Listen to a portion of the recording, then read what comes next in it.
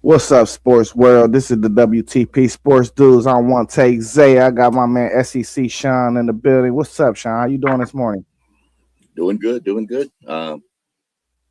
Getting through another day. See what we can roll with today. Yes, sir. Yes, sir.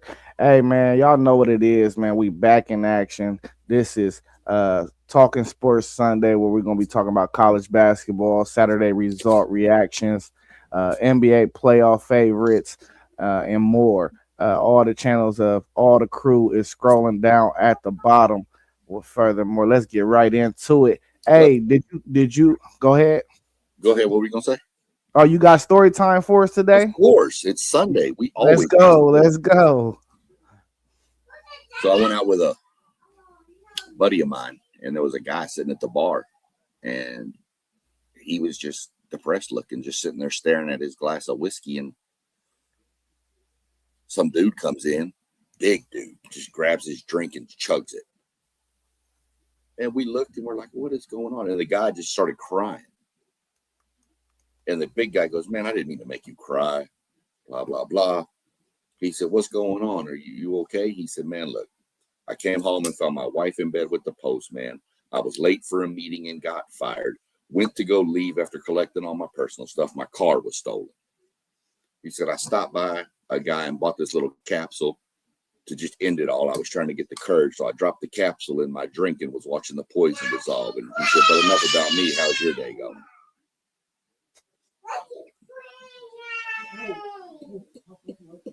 Oh man, that's a rough day, bro. Well, Oh man. got to. Yep. Every Sunday, we're going to have story time for all you people watching. Now that's a real story for real. Somebody that Right. happened to my last night. You hear me? Right. Right. Yeah. Probably. All right, but well, furthermore, man, let's get into this talk, man. Did you catch Houston and Arizona yesterday? Yeah, I did. Kind of went as I mentioned. I figured it would play that way. Houston just was they near the end. Houston went like 8 minutes without making a shot.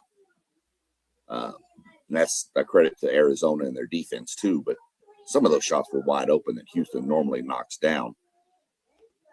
I, I still think they're two of the best four teams in the country. Uh, Arizona made a pretty good statement coming off back-to-back losses to go into a rough environment of Houston and pull out the win. So I thought it played out pretty good. I think both teams might have learned a little bit more about themselves. I think Arizona was without one of their best players too, if I'm not mistaken. Yeah, Call of Pete, he's still out. Yeah, yeah, that's what I thought it was. So um, it was pretty entertaining game. Arizona, I think, did what I said they had to do. They had to start fast, and they did. They kind of jumped on Houston early because if Houston would have jumped out early, that crowd was going to get more and more into it. So I think Arizona did what they did, and I think they've reclaimed themselves as we're still here. We're one of the best, so we're still going to be a force to mess with. So Yeah, man. I think Houston. I don't know. I don't think I see them as a Final Four team no more. I think they just too perimeter heavy. You know, even Chris Sinak, he be playing on that perimeter. I don't think they really got nobody they could throw it down to the block when they got if they had them spurts where they not scoring like they did yesterday, which could happen in the tournament when you see some of these really good defensive teams. I think that's going to be a problem uh, looking forward, man. You got to be able to throw the ball down to the block when you going 4 or 5 minutes without scoring, man. Uh, hey, and we got Melissa Graham in the building. What's up, Miller Graham? How you doing this morning? Feeling real good after last night. I bet you is, you Dookie. We see you dressed all up in your Dookie gear. Hey, but right now we getting our thoughts on Houston, Arizona. Was you able to catch any of the Houston, Arizona game? Yeah, that was a really good game as well. I wasn't expecting Houston to struggle so much at home, but they just were a step behind. I felt like the whole game, even without Koa Pete playing for Arizona. Just came and lit everybody up last night. Well, yesterday. Yeah, I was just telling Sean, I think Houston gonna run into some problems. They not really able to throw the ball down to the block when they going through them spurts. They don't really got nobody that can play with their back to the basket. No, and Uzan and Sharp had a difficult game last night too, which was weird. Yeah. And Arizona was playing; they were playing small. I mean, the first time all year they've really kind of played small. I forget who was calling the game. I want to say it was Fran Francella and maybe Boog or maybe Boog too. But they kept talking about how they're going to have to play small sometimes in these first few rounds of a game because they're going to have to match down to some of these, 13 through 15 seeds that they're going to play the first couple of rounds. So it was good to see Arizona actually do it. I love Tommy Lloyd. I think he's a great coach. But it was interesting to see Kelvin Sampson's squad struggle at home. Yeah. Listen, out of all the teams in college basketball, I still think Arizona might clip that number 1 overall seed with their resume, bro. They got the most quality wins in the country. I mean, it's close. It can be there. I think Michigan still actually has a chance to be the number 1 overall. Y'all got anything else to add to that topic? No, I'm just glad to see that Melissa didn't wind up killing you like we thought she was last week. I dipped and dodged her, bro. Oh, okay. He was scared. Threats were made on Friday when I saw him. Don't worry. Hey, I just made sure I was always around the camera, Sean. Mm-hmm. Right. I don't blame you. Stopped me. That would have stopped you. That you already know that's what stopped you. But let's go ahead and get onto the topic of your Dookies, Milligram. You go last. Sean, what did you see from this game? Well, I'm gonna be the first to admit I had this game pegged exactly wrong. I thought Michigan was going to exploit some issues with Duke, and it just didn't play out. I give tons of credit to Duke for that game. I had Michigan winning that game by 10. But I give tons of credit to Duke the way they came out, and they played with them, and I don't really know else what to say about the game. I mean, I was thoroughly impressed with the way Duke looked. I just knew I had some questions about Duke on their defensive focus in previous games. That seems to have worked out. I think I saw a stat yesterday that Duke and Michigan are the number 1 and 2 defensive efficiency teams in the nation. Yeah. And for the questions I had about Duke's defense earlier in the year, that kind of took me by surprise. So if Duke's got the defense fixed, Duke's really, really scary. Still think Michigan. I mean, I still think Michigan, Houston, Arizona, Duke. I think they're still your top 4.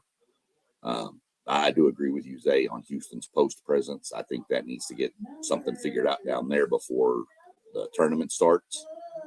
But I still think those are the if you made me pick my final 4 right now, I'm probably picking those 4. Maybe I remove Houston and throw Florida in because Florida just looks nasty right now. But other than that, really impressive with the way Duke came out and played that game. I really thought Michigan was going to dominate that game. But props, give them credit.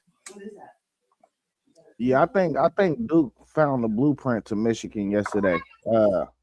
They kept them out of transition for real. I thought that was one of the keys to the game, and they hit the boards. They hit the boards with them big boys. So I feel like if you keep Michigan out of transition and you can beat them on the boards, you can get them now.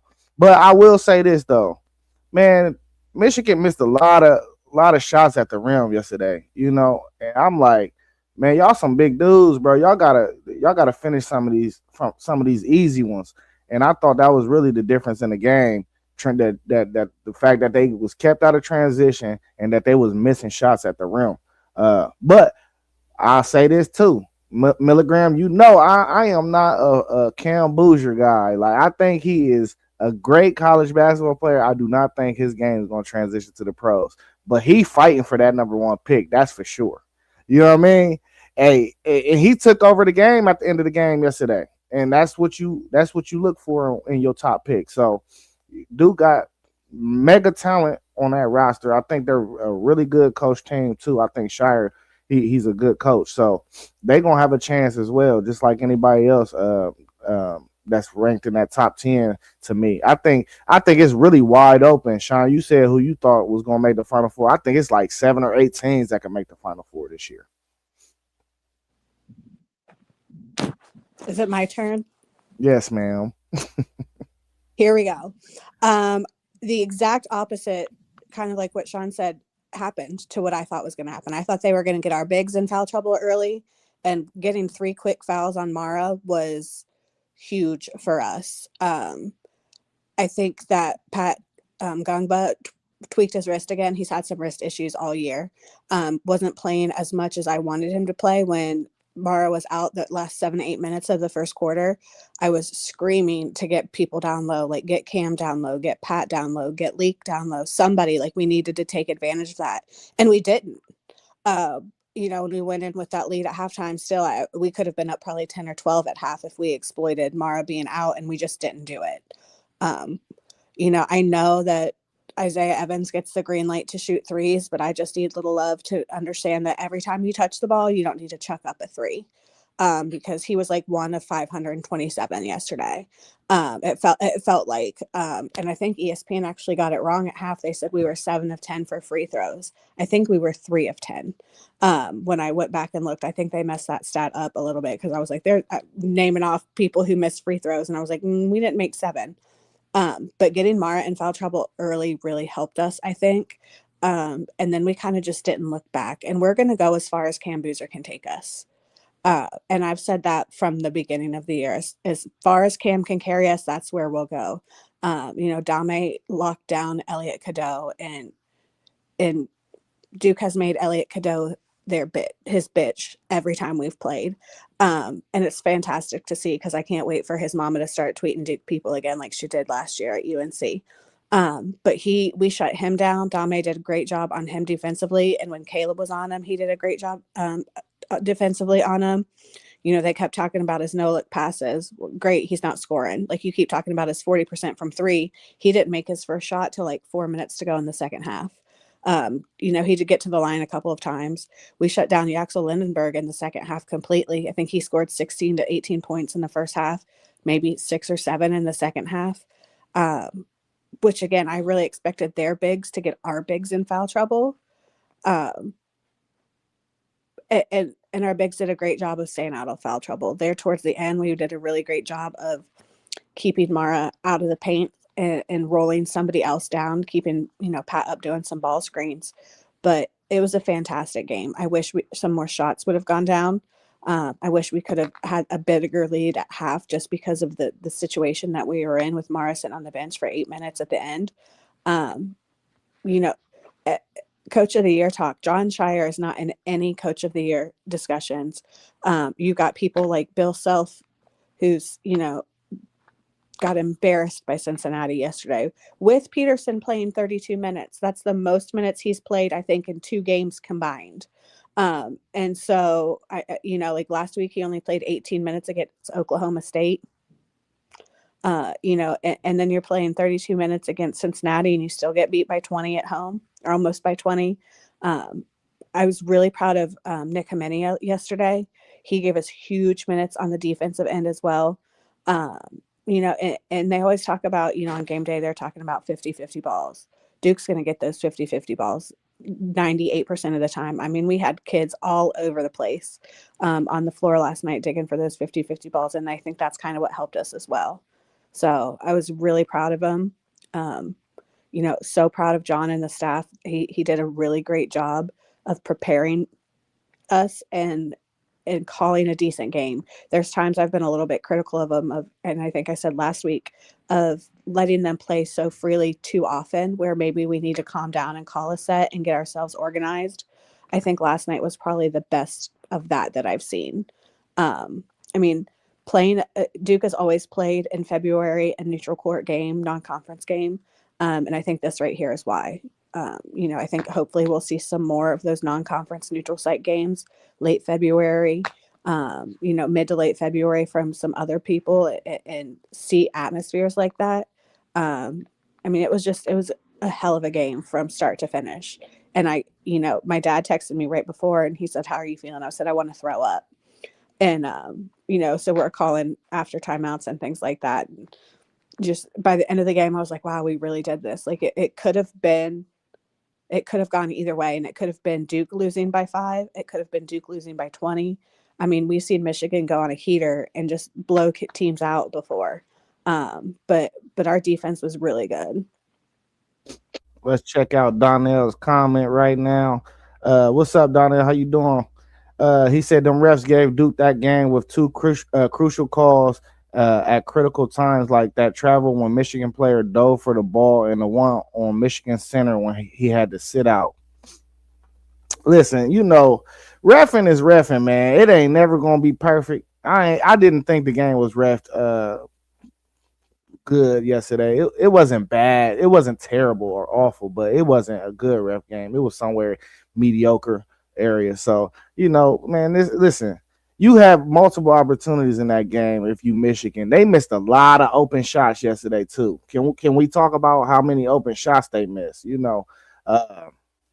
I thought really Lindenberg, he played well, but he even missed some crucial shots towards the end of that game where he was just wide open.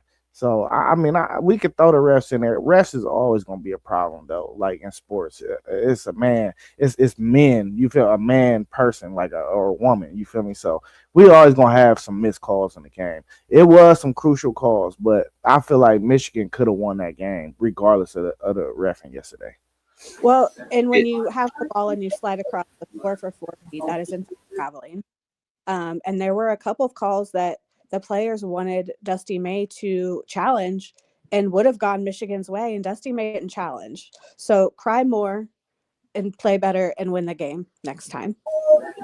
Well, I will say there was a play also that Boozer dove for the ball and slid across, and it wasn't called traveling. So see, that rule is iffy to me. What is and what isn't? How far is there like a measurement? Do you have to slide 3 foot or 4 foot? Or if it's under that, is it?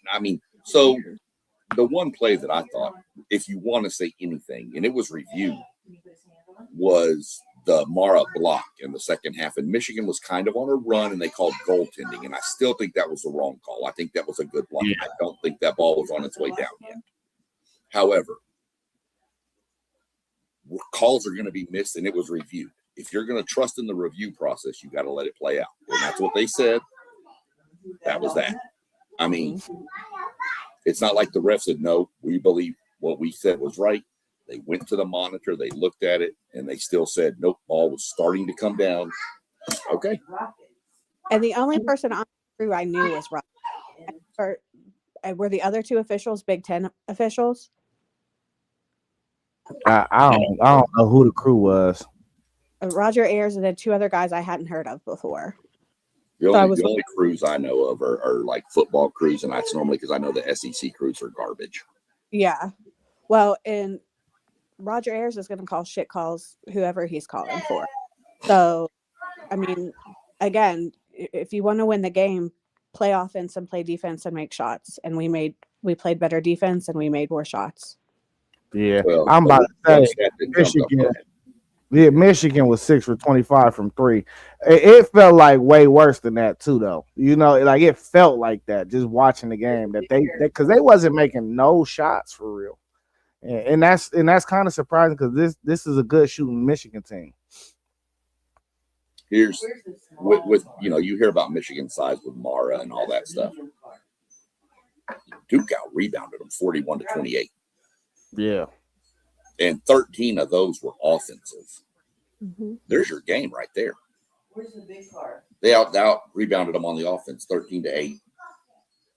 There's your game difference. That's 5 more possessions for Duke. And then you got to look in where they at the end of the shot clock, Duke shoots, ball bounces, they get a rebound, they get another 20 seconds. Did they extend defensive possessions for Michigan to wear them out more? So you'd have to look at all that. But for Michigan to be out rebounded by 13 is pretty impressive from Duke. Oh yeah, and our guards did a really good job of getting the balls, of getting some rebounds too.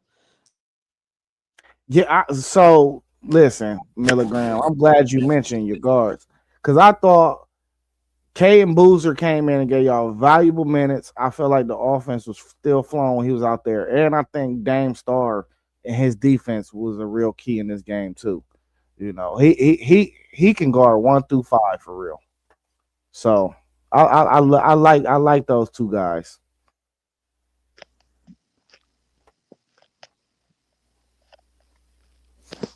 All right, y'all got anything else to add to this? After these two games,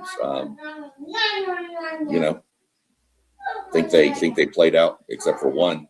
I went 1-1 on my picks between them, but out of those two games, 50% seems pretty good with you considering who was playing. Yeah. All right, which team or player had the most impressive I performance can't hear you, this Zay. week? Yeah. Can you hear me, Sean? I can hear you. You got to go out. That's why or something. See, can you hear me now? Leave out, and come back in. Yeah, leave completely and try to come back in. Yeah. Hey, but which team or player had the most impressive performance this weekend thus far for you, Sean? Well, team, I mean, I'm not going to use this team because we've already talked about it, but I would say Arizona going on the road to Houston was the most impressive performance. But we've already touched on them and the Duke, Michigan. So to be honest with you, I'm going to be that homer, and I'm going to say Florida. Just the way they're dominating teams. They're not even being close games. They're beating teams by 20, 25. You might have to give some love to a Cincinnati. What they did going into Kansas and just destroying Kansas. There's a few teams. Didn't really see any crazy. Like Tuesday and Wednesday midweek, we had some crazy individual performances. Yeah, Darius. Acuff, Phylon went for 36. Hubbard at Mississippi State went for 42. I mean, they went nuts. But so I'd have to go with the team. And like I said, Florida, my teams that were impressive. How about UCLA knocking off Illinois? Yeah. Overtime. Yeah. That actually, according to Joe Lunardi, knocked Missouri into the first four, where they have to play in the first four. And UCLA is now in. So still a little bit to go. But like I said, Florida to me is the most impressive team right now. I think they're playing insane basketball right now. I would agree. Florida's on fire right now. It'll be interesting how the SEC tournament plays out for them, because I think there's 2 or 3 teams right now that can take that title. But you mentioned Acuff, and he might be the best guard I've seen in the country right now.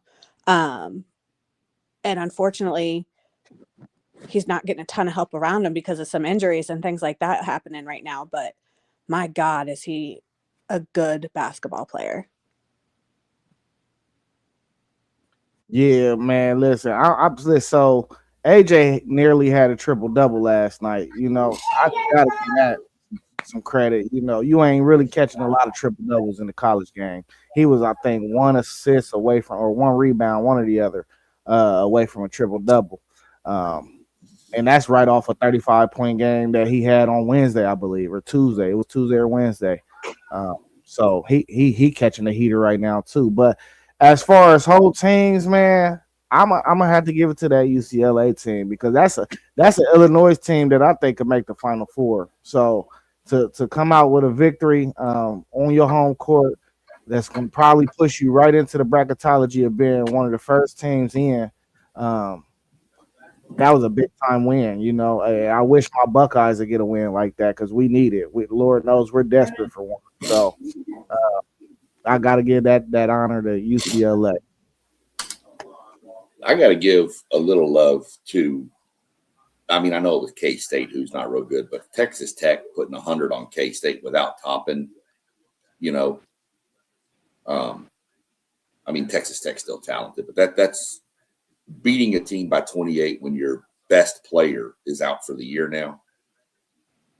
It's a pretty good look as to what you've built as a team, in other words, not just like, I mean, even with Peterson playing, Kansas is, who are they? Do we really know whether he's there or not? We just don't know how good they are. But Tech loses their best player, and they just roll on. Now, I grant Kansas State is not the greatest basketball team this year, but still impressive to me. Yeah, and I I think really it's forgot that BYU played last night. I forgot that game was on. I went to bed. yeah. I fell asleep obviously because I'm old and my game wore me out. But I think a team that kind of has impressed me recently and might be a sleeper is St. John's. Yeah. I mean, we talked last week about the Big East and how the conference as a whole is not very good. But the way they beat Creighton, they've got UConn coming up. It's going to be St. John's and UConn in the final of that tournament as well. And I think whoever comes out of that conference tournament as the winner might have a run in them that is going to surprise a lot of people. St. John's is just athletic. And I mean, obviously we all know that Cal can coach, or Patino can coach, but they were fun to watch yesterday. So that's kind of a team I'm kind of quietly keeping an eye on as well. Yeah, no doubt. That's a hell of a ball club, and we know Samson can coach too as well.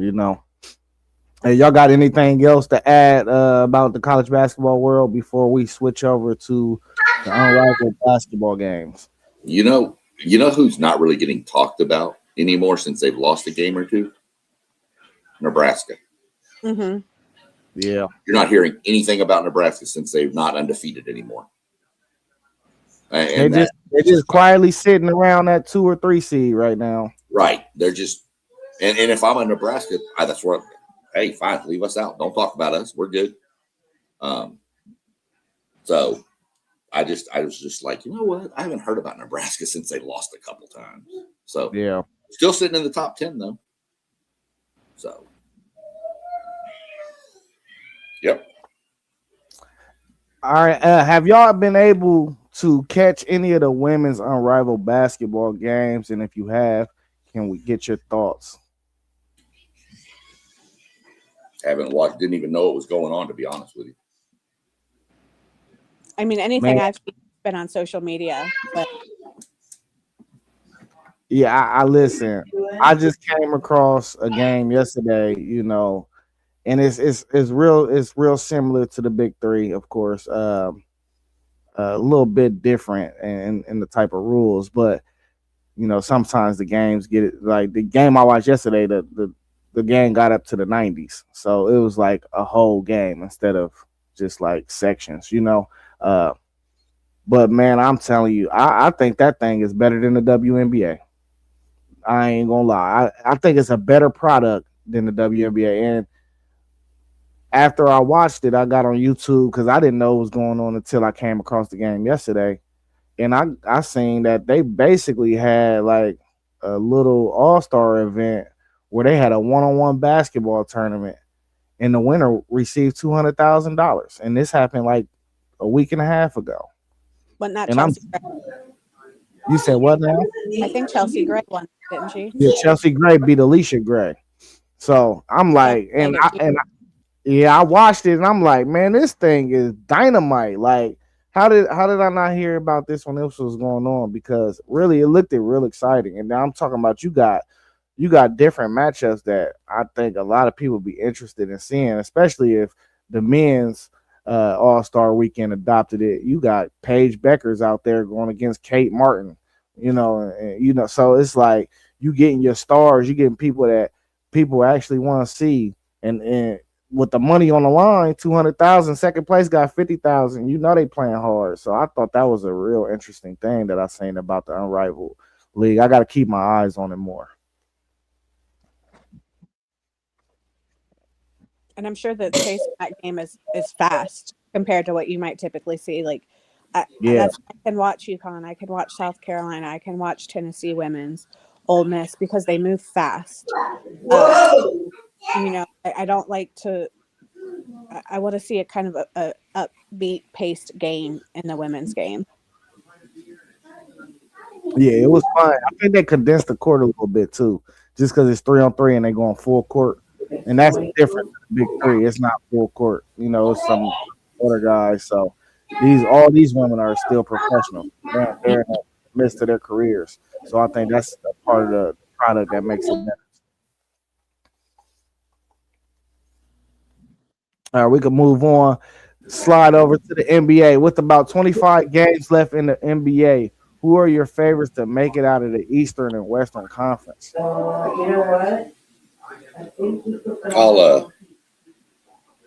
jump on this, I guess, first here. I know I'm probably in the same boat. I remember Melissa mentioning a week ago or whatever, last time we were on together, that you're kind of like me. You're not a big NBA person. I'm just not. I mean, I'll keep up with some stuff, but it's not first on my watch list. I promise that. I think out of the West, you still got to go through Oklahoma City to get there. San Antonio looks pretty good too, though. So, and if I'm not mistaken, I think San Antonio's beaten the Thunder 3 times this year, maybe 4. So those are probably my 2 favorites, San Antonio and OKC. Out of the East, I still got to look at Boston with Tatum coming back and what's he look like. I mean, they're still sitting number 2 right now in the Eastern Conference. So you got to keep an eye on Boston, Detroit, which is kind of my shocking team for the year is Detroit. I expected Detroit to be better, but not quite this good. But I still think that Boston is the team to deal with, especially with Tatum coming back. Can you imagine getting him back just in time for a playoff run and being well rested and 100% healed? Like, oof. And I just love Jason Tatum. Like, I don't have a dog in this fight at all. But if he comes back and he's 100% healthy and well rested, watch out. I mean, I think at this point with what Boston's done, even Tatum at 75, 80% coming off the bench is just, you're bringing in a perennial NBA MVP candidate off the bench now. That's not going to be a good look for other teams in the playoffs. So. Yeah, people was wondering if the Celtics was going to be any good the way they kind of rebuilt their roster before the season started after that injury happened. But yeah, man, I like Boston over there, but I would have to say my favorite it got to be Detroit. What I'm seeing from Cade, man, he just looked like he on another planet right now. So, and I think they got everything you need. They got some scoring, they got length, they got defenders, they got shooting, they got everything they need over there. So they got a tough guy, enforcer. So I just really don't see anybody beating Detroit out there. Now, I do think it's really still wide open. I think Boston can make it. I wouldn't even be surprised if I seen the Sixers make a run or the Cavs, just because the Sixers, when Embiid has been on the court of late, he's been looking like the old Joel Embiid. So if he could be that dominant force, there's nobody out there that can guard him in the East. So, and as the Cavs is, getting somebody like Harden, one of the best shooting guards of all time. I don't like him. I do not like playoff Harden, though. I think he chokes a lot. So I'm going to temper my expectations on the Cavs just because I know sometimes James can disappear in the playoffs. But, man, that Detroit team, you got the Thompson twin. I like everything they building over there. So I would roll with them out east.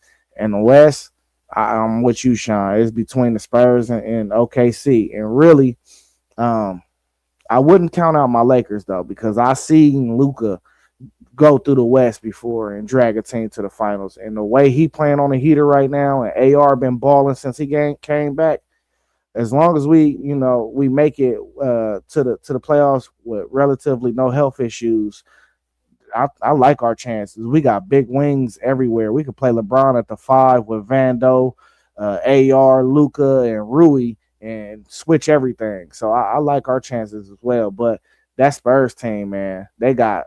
I mean, you got all them guards, and then you got Wemby. It's just kind of OD for real. So, it's gonna be interesting though because I think a lot of teams got enough talent to upset somebody in the first round. The playoffs, I'm locked in on it. Yeah, I mean, I'll agree with you. I could see the Lakers make a run. I've obviously, being a Mavericks fan, I've seen Luka do it. I've also seen Luka be Luka and go off for 50 one night and go off for 12 the next night with 9 turnovers. The same thing with Harden. That's why I don't pick Cleveland in there. I've seen Harden. You had said you've seen him disappear in the playoffs, and I'll be honest, there's sometimes Houston Rockets fans would have wished he disappeared versus playing when he comes out there and scores 2 points and has like 15 turnovers in a game. That's the Harden you can't have. So, but again, I don't have a dog in the fight. My team is terrible. We do have a Duke on the roster, Cooper. So, Yeah, Kyrie. Listen. Yeah, Kyrie. He's sitting out the whole year. He's going to take the whole year off. They've already said he's not coming back at all. He's just going to wait to come back next year, which I think is the right decision, especially since that way they can tank even more and get a better draft pick. You could have Cam, Coop, and Kai. Yeah, could. Depending on where the draft falls, I almost kind of think I'd like to. I mean, I know Kyrie's kind of getting towards the end or back end of his career. I'd kind of like to see him, if he falls there, pick up Acuff out of Arkansas, pair him with Cooper. I'd like that pick right there. So that's for a future show. Hey, it's a lot of guys you could throw in Dallas, and it'll be interesting. Yeah. For real. That's how deep this draft is for real. Yeah. That's what we had a discussion last night, and I know this is back to college real quick. But I was doing chiming in with a buddy of mine, Drew, down in College Station, doing a watch along for the A&M Oklahoma basketball game. And we were talking about the kid from Indiana, Mackenzie Mbako. Who transferred to A&M. Mm-hmm. And he's been out all year, injured. People were saying, does he come back next year or whatever? And I said, with the way this draft class is stacked, I think he should. Because being out all year, his draft is going to fall down because he hasn't played. And all these freshmen that are jumping in there, I said, I'd come back if I were him just to get an extra year and hope next year's draft class isn't quite as deep as this one. Mm-hmm. He was at Duke last year? No, he was admitted to Duke. Oh. Yeah. Academically. And so he went to SU, played for 2 years. 1 year? 1 or 2 years. I think he's actually a junior.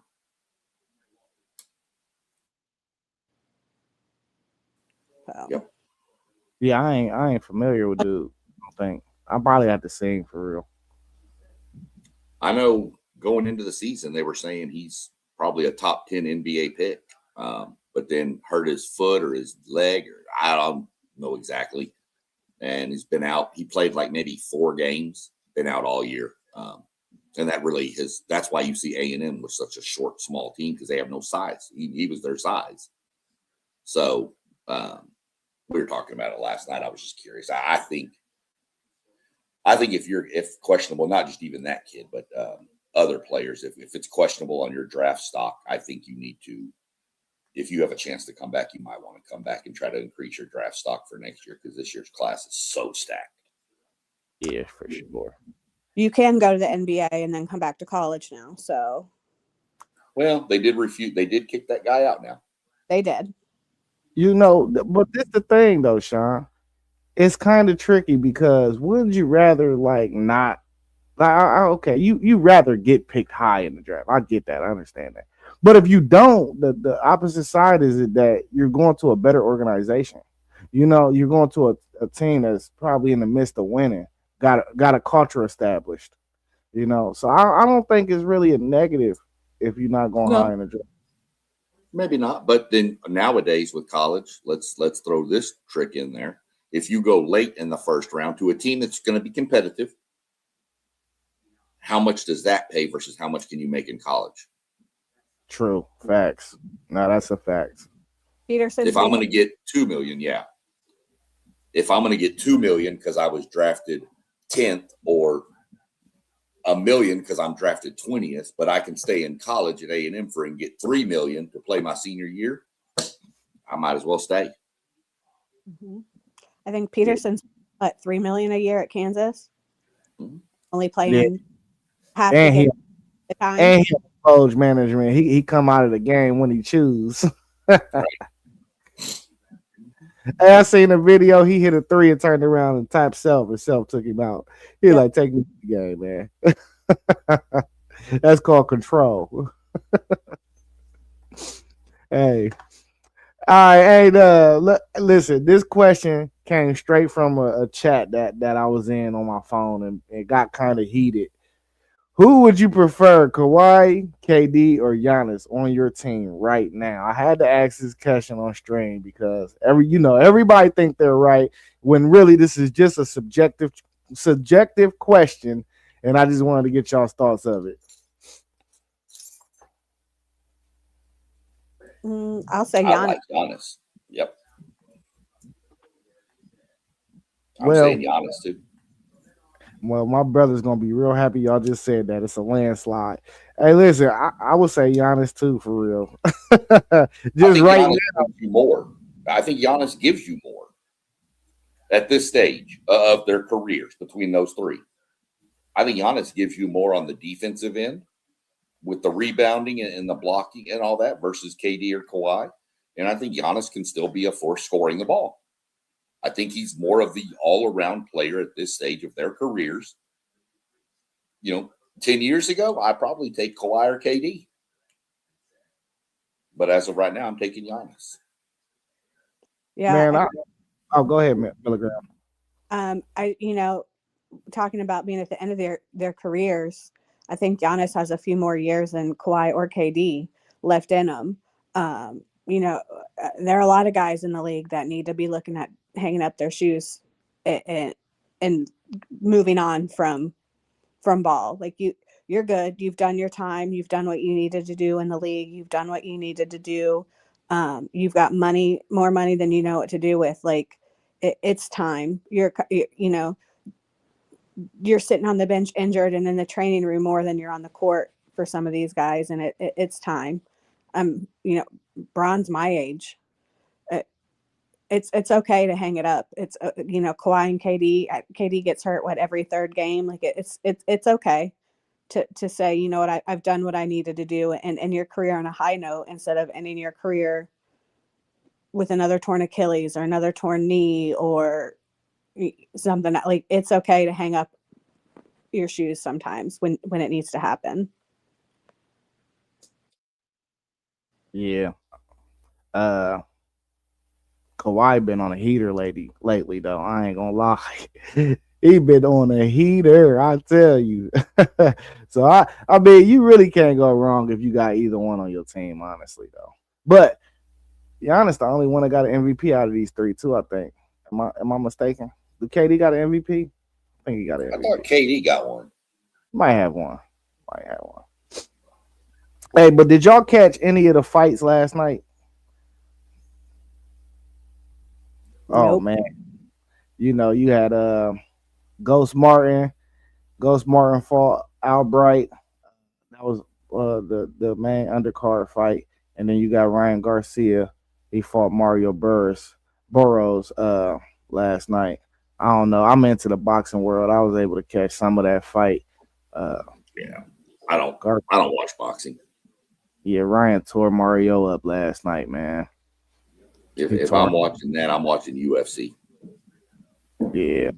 UFC. What you like the little more realistic street fight of it? Right. I watch 12th Avenue. You said what? Oh, whatever happened at East 12th Avenue. You are a part of the breakup crew. Know it. Hey, listen, we coming up on 45 minutes. I really ain't got no other topics. Y'all got anything else in the sports world y'all want to talk about? No, it's 1-1 at the end of the second period between the USA and Canada for the gold medal in men's hockey. Yeah. That's Who you think? Who you think gonna pull that out? I'm hoping the USA because I mean, I haven't looked at Canadians roster, but I know like the USA, they got a blue jacket on the roster. At least Zach Rinsky. He's on the roster for the USA team, so really want the USA team to win it, give him a gold medal. Like I said, there could be a couple of blue jackets on the Canadian roster. I really haven't looked at it that close. Yeah, I ain't been tapped into no hockey, but I am planning on going to a game. So let me know what you doing with some tickets now. I'm saying, 'cause I gotta tap in. I've been saying this for like 2 or 3 years now. And I even used to work downtown right next door to, well, really we were setting up the cones and stuff. This was a little mess. We used to set up the cones when they had the games, the detour traffic and all that. Woo woo. But you used to always see the blue jacket guys coming out of their apartment building, walking straight over to the arena. So ever since then, I was like, man, I gotta tap into a hockey game. And it sucked that I don't drink no more because hockey and beer go together, bro. You'd be surprised. You'd be surprised when you go there because it's actually such a quick-paced game that if you're not like trying to get a beer from the little beer vendor and have to go to the, in between the break, in between the periods, you're going to miss part of the stuff. It's just that fast-paced. I mean, when we go to the games, I'm normally one first period, one at the second period, and then I'm done by that time because the third period's on and I'm just sitting there watching. And where we sit, if you order from the beer vendor, it's like a waiter and they add like 15% gratuity to your tip, to your food order, even if it's just one beer. You got them fancy seats. Yeah. Club level. Big money, Sean. Season tickets. It's a fun experience for people in maybe watching this on the chat that don't. It's a very fun experience. My wife, she is into sports as I am, of course, but she got tickets to a game for my birthday a couple years ago, and we went, and she was just going because it was my birthday, and then she wound up loving it, and then we wound up buying season tickets, and now she loves to go to the games. Yeah. Columbus puts on a really good fan experience, I'll tell you that. Yeah, what's up, Level Up Sports Team? Hey, my bad, I couldn't make the stream yesterday, man. We celebrated my daughter's birthday. Her birthday is actually tomorrow, but we went to the Winter Festival out in Polaris yesterday, and I had a ball. Got there about 10:30. I live in Polaris. Where is the Winter Fest? It was It was right by Dave and Buster's in this little thing in the mall. Area. Yeah.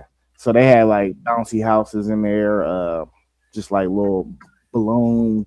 I don't even know what to call it. The balloons was just floating and blowing around. Go in there, play with the balloons, and giving out a whole bunch of candy. She got to meet Bluey, take pictures with Bluey. So it was a good little experience. Yeah. Like I said, I didn't even know about it, or I'd have met y'all over there. Yeah, brought my granddaughter with us. She got all this candy, this cotton candy, man, this ring pops, everything, man. Hey, I had to say the little girl, she dropped a cupcake on the ground and tried to embarrass me and eat it off the ground. I'm like, get your tail over here. We eating off the floor, But she about to be the big 2 tomorrow, man. Time is flying. Yeah. Happy birthday today. Happy birthday, big 2. It feel like just yesterday she was born, bro. Telling you. Go ahead. That one you might hear behind me screaming. She turned 3 March 31st. And bro, let me tell you, that next year is amazing. They get so much more involved that next year. It's great.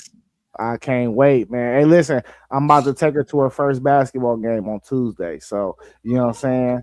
Trying to get her in the loop right now, Get her in the loop right now. We're gonna get her interest, pique her interest. She already don't like girl toys. She only like boy toys. She like the dinosaurs. She don't like the Barbie dolls. Yep. What you say, Telegram? Start her early and she'll turn out. Yeah. I'm working on mine. She knows. We were watching the race yesterday, and she straight up said, "Oh, it's NASCAR." She already knows. I already got her walking around with the Gig 'em sign. I got her doing horns down. We're treating her right. Hey, my last question though before we get off the screen. What is y'all's favorite sports movie of all time? Or y'all can give me a few. Um,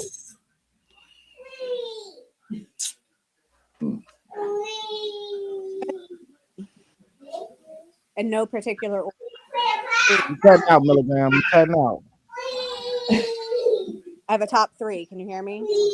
Yep. Yeah. For Love of the Game, which is a team out of, Well, she cutting out again. Well, again, I can't hear what that one was. She said for the love of the game, but she was cutting out. which is the high school team out of California that won 300 in a row. Not me. Oh, you're talking about the football movie about De La Salle. Yeah, De La Yeah. Salle. And my Brian. I didn't hear the third one. Did you hear it say? Nah. Brian's Brian's song. Yeah, we're not going to get into that one. I don't want to cry on stream. right. You said Brian's song? Yeah, you ain't ever seen that? Don't go watch it. Nah, I gotta watch it, bruh. I just Bro, watched I- so I've been getting my girl familiar with some of these movies. So I had her watch the Mighty Ducks. You know what I mean? Okay. Love Had her watch the Mighty Ducks the other day. So now she want to watch 2 and 3. You feel me? So we moving. Right. But what's your 3 though, Sean? First off, real quick, if you watch Brian's song, stop by CVS and buy the bulk Kleenex. Okay, I'm telling you, trust me. Yep. My top 3, first one, in no particular order, the movie Days of Thunder. Loved that movie. Obviously, Tom Cruise. It's about NASCAR racing. Fun fact about that movie, real quick, is that movie, Tom Cruise and the other drivers that were in the movie, the actors, were actually on track during an actual NASCAR race filming.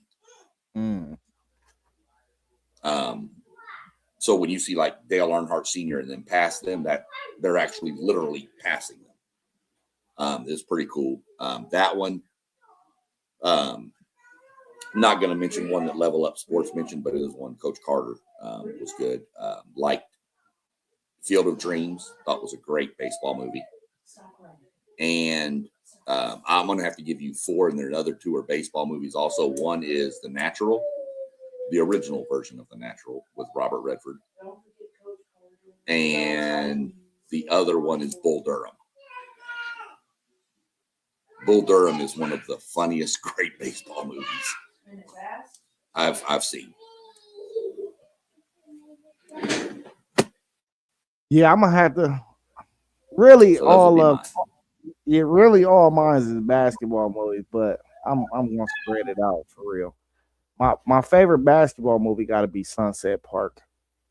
Sunset Park, yeah, that's a good one. Even though loving basketball is probably gonna be like the greatest of all time, in my opinion, but I go Sunset Park. I love the Wildcats.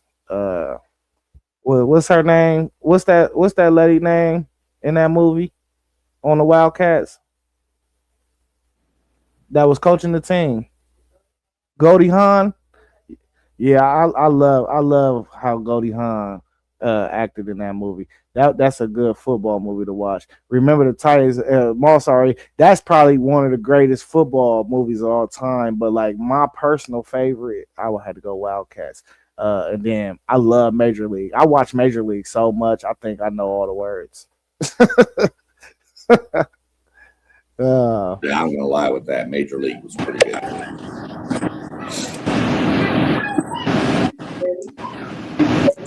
All right, listen, man. You wanna watch? If you want to watch a funny football movie, go watch Necessary Roughness. Necessary Roughness. Yeah, it's kind of about like it's quote unquote, it's University of North Texas. And they just have like no players, and they have to bring all these people on from all over the different areas, and they all come together. I think like Mean Joe Green's in it. There's just it's a funny movie. It's a lot of great sports movies though. Like really, he said Blue Chips. Blue Chips. That's a great one. Coach Carter's greatness. Yeah. I mean, there's a ton of them though. There's like Melissa mentioned for Love of the Game about De La Salle. Yeah. There's another one called Dallas Carter, which is about Dallas Carter High School and their football team that was one of the best, if not the best in the nation. Had like 9 D1 kids on it. Jesse Armstead wound up playing for the Giants, was on that team. There was like 9 D1 starters on the defense. Yeah, they were nasty. And then they were ruled ineligible. Then they weren't. And they were. Then they weren't. Then they won state, and they told them they were ineligible, so they took it away. And then all of them wound up going to prison, except for like 2 of them for robbing stuff. It's a pretty good movie, though. I mean, seriously. Odell Beckham Jr.'s dad was actually in that movie because he was on the team one of the teams Carter beat. So, there's one about the UTEP basketball team. Yeah, I think was that the one that played Kentucky? Yeah. Yeah. Brought his team down. It was the first white versus black game. Yeah. I forget the name of it, but it was a great movie as well. Yeah, I can't remember the name of that one either, but I do remember. I do remember that. We Are Marshall is another good one. If you haven't seen that one will have you crying too. There's one, and I just watched it a couple of years ago, about a football player from Arkansas at University of Arkansas, and they give an award because of his glasses. And one of our players, when I was in North Carolina 10 years ago, got that award. So I ended up watching the movie, and that was really good too. It was a great story. Yeah, that was the kid, I believe, that was killed in a car wreck. Yeah. He was actually from the hometown Harrison, Arkansas, where my mother lives. So, see, y'all like the emotional sports movies. I could tell. I like all kinds. I like the funny major leagues. I like the Caddyshack. Give me Air Bud, bro. Yeah, get Air Bud, The Longest Yard, things like that. The funny stuff, but I also like the ones that are. I mean, those are true stories, though. Those are going to be the more emotional. Brian's song's a true story. Yeah, you hip to hurricane season? Nuh-uh. Yeah, hurricane season by the high school basketball team, and they went through Hurricane Katrina. It's based on a true story. It's a good watch. You should watch it. They ended up going to the state finals, even though they had to piece together their team. A lot of them was homeless, and so that's a good watch too. That's one of my favorites of all time too. Yeah, you're always going to find out with the true stories are going to be more emotional based. Yeah, but Brian's song will wreck you. Oh yeah, absolutely wreck you. Yeah, it will. I'm gonna watch it too, and if it don't wreck me, I'm gonna hunt you down this time, Melissa. Oh, it'll wreck you. What's there's one about what's Texas's stadium named? The coach Texas Stadium's named after? Darrell Royal. Yeah, there's a movie about Royal and a quarterback. Maybe. I wish Brown were on here. Probably. I'd have to go look that up. I'm not too keen. We need Rob or Doug to jump on. I'm not too keen on the University of Texas stuff. Yeah. That was a good movie, though. There's just a ton of them. There's a movie out there called, I'd have to look the name up and I'll have to shoot it over to you. But it's about it's a high school team in Texas, a football team, and it's like a bunch of orphans. And how they all come together from different, background. And it's pretty crazy how they put the team together and all this stuff. Pretty good story. And it's a true story too. So I like the true story sports movies. They're more, I do like a good I do too. Don't get me wrong. Don't get me wrong. Thanks. Check out Hurricane Season. You'll like that one, Sean. Yeah, I'll look that one up. For sure and check it out. My wife likes a lot. There's one called Last 22. It's about a stud football player who loses his eyesight and becomes like the center at one point, and then they put him in it full. That's a good movie. So there's just a bunch of them. Well, you could do a whole show on sports movies. Facts. All right, we at our hour mark. Y'all got anything else y'all want to talk about? It's almost March. Yeah, March Madness. The tournament is about to start too, man. My nephew been out here balling. You hear me? He been balling. Their last regular season game is on Tuesday. That's the game I'm taking my daughter to. The first game. We think we got 2 weeks left in the regular season. Yep. Nice. In college. Yeah, in college. We got 2 weeks left in the regular season. Let me give some love out to my friend Nolan Smith's Tennessee State Tigers, who are currently number 1 in the Ohio Valley Conference and are on, I think, a 5 or 6 game winning streak. He's completely turned that program around, so I'm super proud of him. Nolan was a dog, man. He was a dog. I've been watching the J. Cole tour on YouTube, and he stopped in Tennessee State. They ran some 5-on-5. Nolan was out there still killing. Looked like he could still go. But all right, man. I appreciate y'all for joining the stream. If you in the chat, please like, comment, subscribe. All the channels are scrolling down at the bottom. Thank you, Milligram, for showing up. Hey, y'all gonna start seeing a stable of Milligram because I'll be on her tail at work. Like, hey, Milligram, you the woman talent. You got to show up, So thank you, Milligram, for showing up. You do need some looks on the show. SEC Sean, appreciate y'all, man. Y'all have a good rest of Sunday. I just know that if we play Duke in anything and we lose, A&M, I'm not joining if Melissa's on. Watch out. Now, if we win, I'll join. Nah, facts. I'll take my lumps when need be. Yeah. But all right, hey, we appreciate everybody, man. It's the WTP Sports Dudes. Y'all know what we say when we out. Peace. Peace.